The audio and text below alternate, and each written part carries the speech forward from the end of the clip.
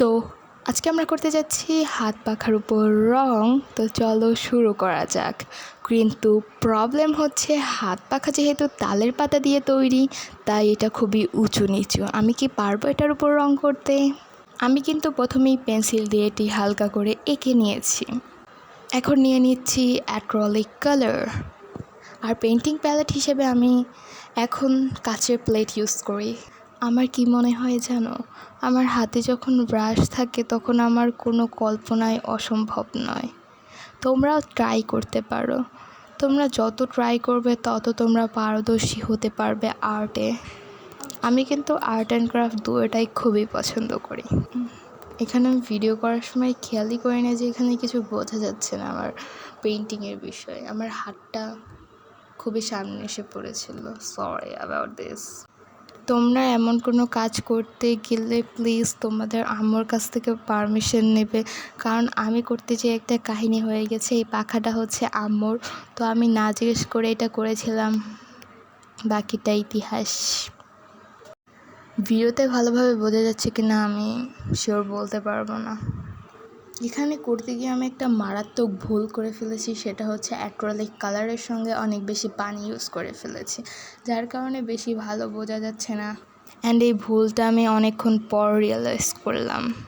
তোমরা করতে গেলে এই বিষয়টা খুবই খেয়াল রাখবে।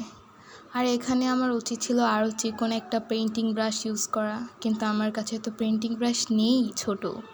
আমি এতই করেছি। এই ডিজাইনটা আমি একদম আমার মনের মতন করছি। আমার মনে যা আসছিল আমি তাই করার চেষ্টা করেছি। এখন আমি অল্প করে করে অ্যাক্রিলিক কালার নিচ্ছি আর সুন্দরভাবে ডিজাইনটা করে ফেলছি। এটার পাশে আরও কিছু দিলে ভালো লাগতো, তাই না? উফ, আমি এত ভুল করি কেন বুঝি না। কিন্তু ভুল থেকেই তুমি অনেক কিছু শিখতে পারবে। আমি কোনো একটা কাজ করতে গেলে অনেক ভুল করি, আর তারপর সেটাই আমাকে পরে আরও ভালো কিছু করার জন্য উদ্যোগ করে। এখন আমি পাখাটাকে উল্টো করে নিচ্ছি যাতে আমি খুবই সহজে করতে পারি। আপনি রঙের ছোঁয়া দিয়ে শুধু একটি বস্তু নয়, অনুভূতি সৃষ্টি করতে পারেন। এইটা আমার ইউটিউবের প্রথম ভিডিও। আমি জানি না এটাই কেমন ভিউ হতে যাচ্ছে, তবুও ট্রাই করি। এখানে না আমি একটা পদ্ম ফুল টাইপের কিছু একটা করার ট্রাই করেছিলাম। আর পাতাগুলো আমি যখন ড্রয়িং করেছিলাম তখন এত সুন্দর কোনা কোনা দিয়েছি, খুবই চোখাভাবে করে নিয়েছি, কিন্তু পেন্টিং করার সময় এগুলো সব ভোঁতা হয়ে গিয়েছে। এটা দেখার পর আমার খুবই খারাপ লেগেছে। অ্যান্ড এটার উপর তোমরা চাইলে ভার্নিশ ইউজ করতে পারো। তোমরা এটা তাল পাখার উপর না ইউজ করে প্লাস্টিকের পাখার উপরেও ইউজ করতে পারো। আমরা কিন্তু লাস্টের দিকে এসে পড়েছি, তো তোমরা ভিডিওটাকে লাইক করো।